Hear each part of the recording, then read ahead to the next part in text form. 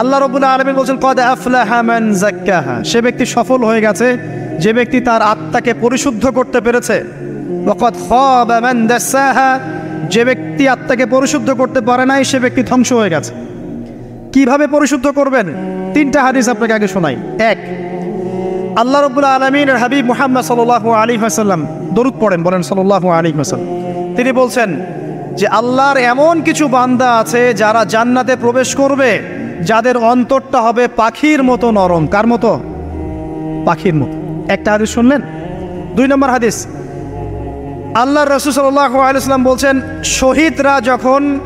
শহীদদের আত্মা যখন আল্লাহর কাছে পৌঁছায়, আল্লাহ রাব্বুল আলামিন সেই আত্মাগুলোকে সবুজ রঙের কিছু পাখির মধ্যে প্রদান করেন এবং সেই পাখিগুলো আরশের নিচে লণ্ঠন আছে এখানে বসে থাকে এবং তারা জান্নাতের যে কোনো জায়গায় যায়, ঘুরে খাবার খায়, আবার ফিরে আসে।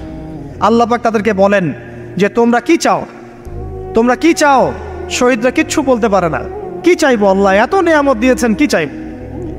যখন আল্লাহ বারংবার প্রশ্ন করতে থাকেন তোমরা কি আর কিছু চাও, তোমরা কি আর কিছু চাও, তোমরা কি আর কিছু চাও, তখন শহীদরা শেষে বুঝে যে আমাদের কিছু না কিছু তো বলতে হবে এখন।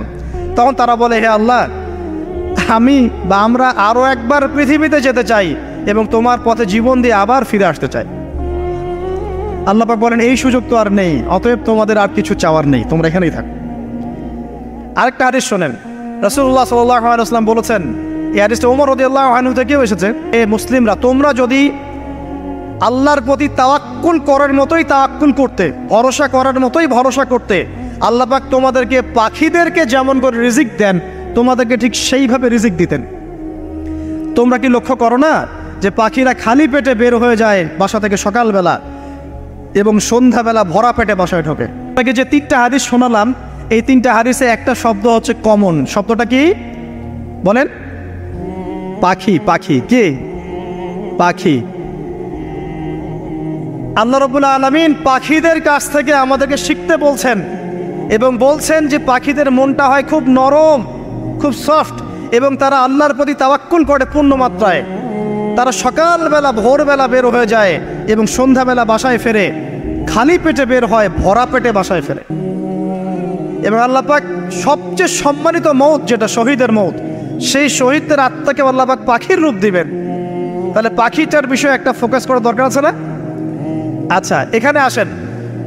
পাখির মন হচ্ছে নরম, মানে পাখির মনটা তাসকিয়া, আত্মশুদ্ধিতে পরিপূর্ণ।